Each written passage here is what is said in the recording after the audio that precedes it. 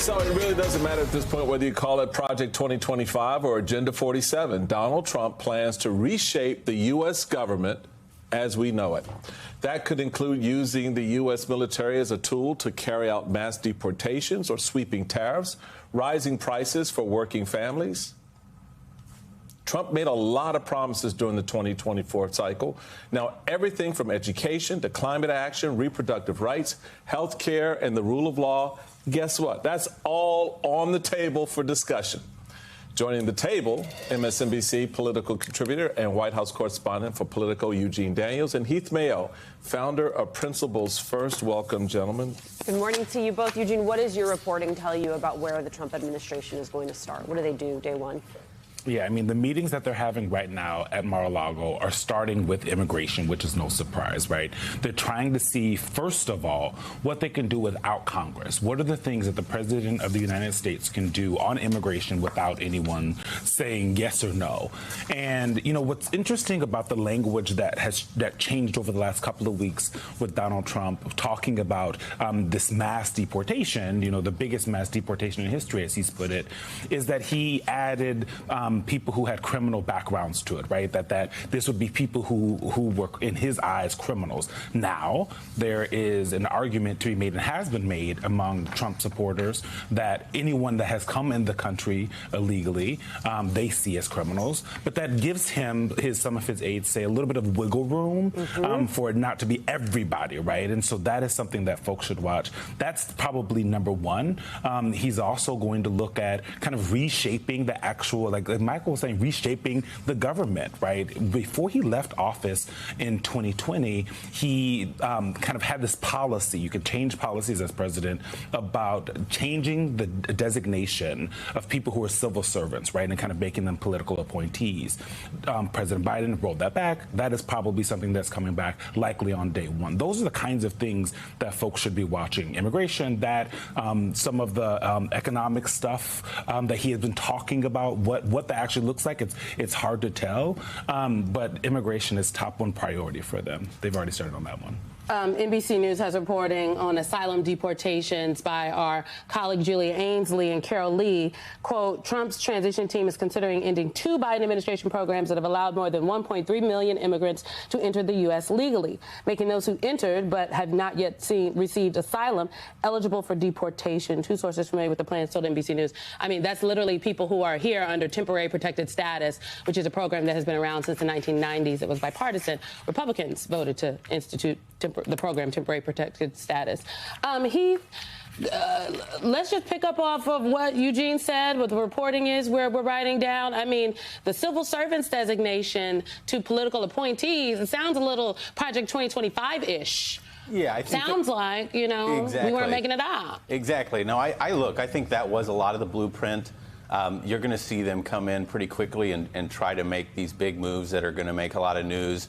People are going to be, exercised by what they try to do. But I think the American people need to just focus because, look, these guys, they know where the doorknobs are, but they're not particularly competent. And the plan that they've laid out for this is, I mean, a deportation like this has never been tried. I'm not confident that in 4 years' time, for instance, I don't think we're going to see that the wall has been built. I think they're going to have these haphazard deportations across the country where they try to get people out. It's covered by the news, but it's not going to be particularly effective at stopping and solving the problem of immigration. So if Democrats, the Never Trump coalition, people watching this at home and thinking, is this really going to help us solve these problems? I think they're going to be sorely disappointed. And it's an opportunity to be competent and to be focused on these issues and really fix the problems because, I mean, as we know, Donald Trump, those around him, they're chaos agents. They talk a big game, but do they actually know how to get the job done on these things? I'm not so sure. Well, I think to that point, because I think it's a really good point that Heath makes, Eugene, but there are a couple of aspects of this that I think are important. As Politico noted, Trump 2.0, in his first term, Trump made major policy changes, but often, to Heath's point, complained about bureaucracy getting in the way of his most ambitious aims. Armed with that experience, he expects officials in the second administration will better understand how to navigate complex agencies and policy processes, making a faster and more ambitious agenda possible, according to Trump's advisors. So presumably they do know where the doorknobs are, but they also have learned in this short time since the last administration how to turn those doorknobs. To the turning of the doorknobs, because that's really what you need to do. This is about retribution. This is about some level of pain to sort of teach a lesson. Where do you see the administration writ large with all of these issues, immigration being the forefront, because that's the one everyone's going to pay the most attention to up front?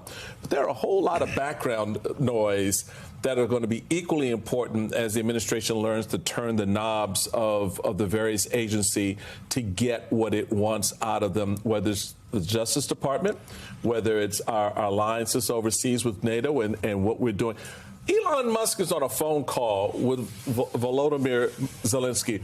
What the hell is he doing on a phone call as a private citizen at that level? That's the doorknob turning stuff that I think we need to be mindful of, that you're going to have a lot of fun reporting on, by the way.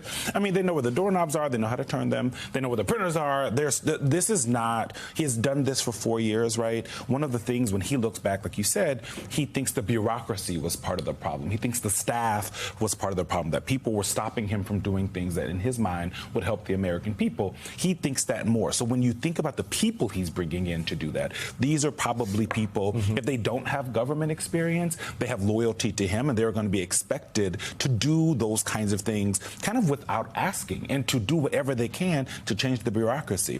Immigration is going to get a lot of attention, and it absolutely should, what this deportation is going to look like. But the changing of that status and being able to put loyal political appointees around the federal government where civil servants used to be is going to be a huge aspect of the Trump administration, because if he's able to do that, that makes all the things that he wants to do easy. It cuts the red tape for him. Yes. So I mean, look, this is not hyperbole. Like, Donald Trump is going to be able to do whatever he wants. They're going to implement all the crazy, and the deportation piece they have been working on since he was leaving the White House. Like, Stephen Miller has been working on it. I don't know. People are like, oh, it's not going to be that bad, maybe, because, they're not as, it's not as, they're, they're just, it's not going to be as bad as we think. And it is going to be worse than we could imagine. It just might not feel like it right away. But what do I know? No, it's going to be an ugly period for the country.